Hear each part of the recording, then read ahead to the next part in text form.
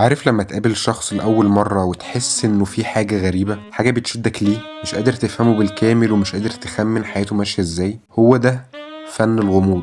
كل واحد فينا بيحب يسيب أثر أو انطباع، بس مش أي حد بيعرف يستخدم الغموض ده لصالحه. والنهاردة هنتكلم عن إزاي تخلي الغموض جزء من شخصيتك وتستخدمه كأداة جاذبية، وكمان إزاي ده بيأثر على الناس حواليك. فلو أنت مستعد خلينا نبدأ. خليني أسألك، إيه معنى إنك تكون غامض؟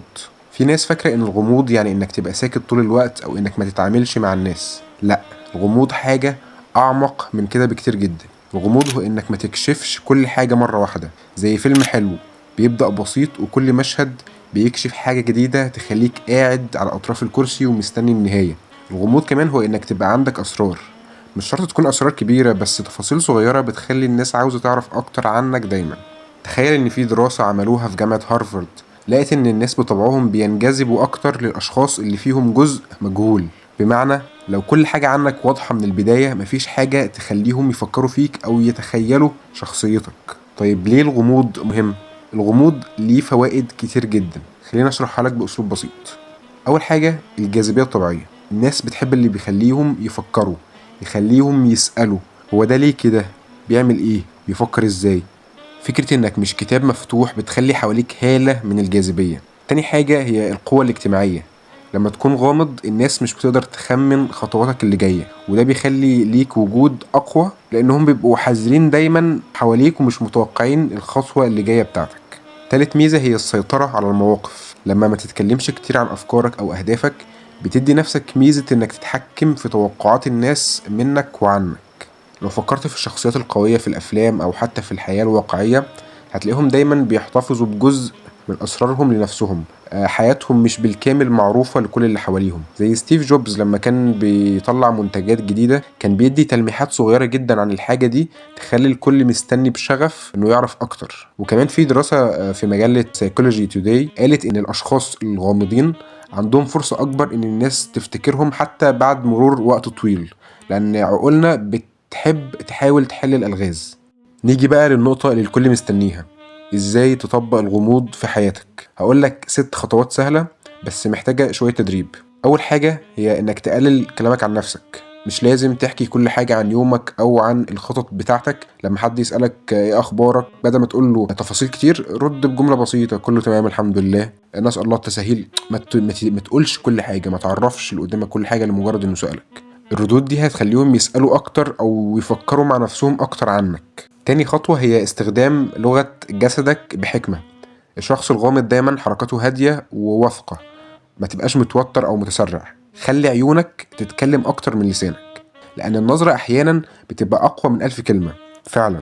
تالت خطوة هي إنك ما تشاركش كل حاجة على السوشيال ميديا. النهاردة أغلب الناس بتحط كل تفاصيل حياتهم أونلاين. الناس الغامضة بس هما اللي بيختاروا بس اللي يستحق المشاركة. خلي حياتك أشبه بكتاب فيه فصول ناقصة بتخلي الناس تحاول تخمن الباقي.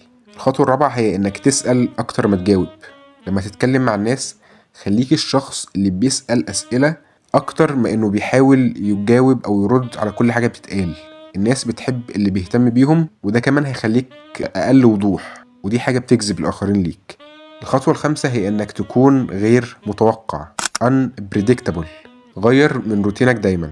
الناس مش بتحب اللي حياتهم متوقعة. فجأة جرب حاجة جديدة، روح أماكن مختلفة، أو حتى غير أسلوب لبسك. اعمل حاجات جديدة محدش متوقع إنك تعملها، ويتفاجئ إنك بتعملها، فيبقى عارف إنك عندك كتير قوي بتعمله، وعندك كتير في شخصيتك يثير اهتمامه. الخطوة السادسة هي إنك يكون عندك أسرار صغيرة. مش شرط أسرارك دي تبقى كبيرة يعني، لكن ممكن تكون حاجات بسيطة زي هواية محدش يعرف عنها حاجة، أو مشروع صغير شغال عليه. المهم إنك ما تبقاش ورقة مكشوفة. دايما خلي اللي حواليك يتفاجئوا بالحاجات اللي انت بتعرف تعملها، واللي انت ما اتكلمتش قبل كده عن انك بتعرف تعملها غير لما تعرضت للموقف اللي احتاج انك تعمل الحاجة دي بشكل عملي. ممكن يبان الخطوة دي صعبة الفهم شوية، بس ركز عيد لمدة 20 ثانية فاتوا وركز في اللي أنا قلته، لأن دي خطوة مهمة جدا.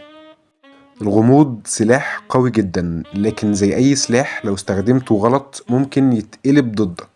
لو زودت غموضك، الناس ممكن تشوفك متكبر أو بعيد عنهم أو غير واثق في نفسك، وده ممكن يخلق حواجز بينك وبين الناس بدل ما يعزز جاذبية الناس ليك. خلينا أوضح أكتر، في فرق كبير بين إنك تكون غامض وجذاب وإنك تكون غامض ومنعزل.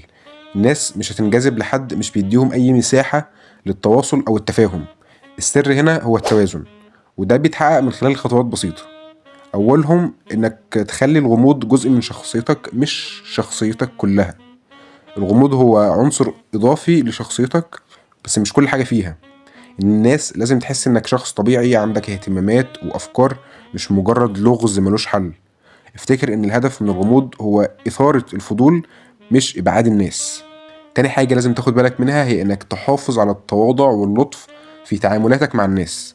الشخص الغامض اللي بيعرف يتعامل مع الناس بشكل لطيف ومتواضع دايما، ده هيخليه محبوب أكتر. مش لازم الغموض يخليك بعيد عن الناس أو متعالي عليهم، بالعكس، ممكن تكون غامض ومتواضع في نفس الوقت. تالت حاجة هي إنك تفتح نفسك في المواقف اللي بتحتاج وضوح. مش كل حاجة ينفع فيها غموض. في الشغل أو العلاقات العاطفية أو حتى الصداقات القريبة جدا، الناس بتحتاج وضوح وصراحة علشان تبني الثقة. لو حسيت إن الغموض ممكن يعمل مشاكل، اتكلم بوضوح. يعني مثلا لو زميلك في الشغل محتاج يعرف تفاصيل مشروع انتوا شغالين عليه، ما تبقاش غامض، اشرح له وقول له كل حاجة بشكل واضح وصريح. رابع حاجة هي انك تستخدم الغموض ده بحكمة. الغموض مش معناه انك تتجنب الإجابة عن أي سؤال أو ما تشاركش أي معلومة. استخدمه في المواقف اللي بتحتاج إثارة الفضول، أو إنك تخلي الأمور لسه مفتوحة وما انتهتش عند حد معين. على سبيل المثال، يعني لما حد يسألك عن خططك المستقبلية، ممكن تقوله إن في حاجات جاية إن شاء الله في الطريق، لما يجي وقتها أنا هتعرفها. فاهم قصدي؟ ما تقفلش كل حاجة، سيب باب مفتوح، باب موارب. خامس حاجة هي إنك تفهم طبيعة الأشخاص اللي بتتعامل معاهم. مش كل الناس بتتقبل فكرة الغموض. بعض الأشخاص بيحبوا الوضوح والصراحة، ولو حسوا إنك دايما غامض ممكن يفسروا ده بشكل سلبي. حاول توازن غموضك بناء على الشخص والموقف اللي انت فيه. سادس حاجة هي إنك تعرف إمتى توقف الغموض اللي انت بتمارسه ده في مرحلة معينة. الغموض ممكن يكون وسيلة هائلة جدا للتأثير في المراحل الأولى من العلاقات أو التعاملات، لكن مع الوقت الناس بتحتاج تعرف أكتر عنك. الغموض مش معناه إنك تعزل نفسك أو تكون غير واضح. ده فن زي أي فن، محتاج تدريب علشان تستخدمه في الوقت الصح والمكان الصح. لما تلاقي نفسك بتبعد الناس عنك بسبب الغموض، خد خطوة لورا وفكر، ايه الهدف من الغموض في الموقف ده؟ في النهاية الغموض ممكن يبقى ميزة كبيرة لما تستخدمه بعقل. خليك غامض بذكاء، واعرف امتى تبقى كتاب مفتوح. المفتاح هو في التوازن بين جذب الفضول وتقديم الثقة. بكده هتكون شخصية جذابة وقوية، لكن برضو قريبة من الناس.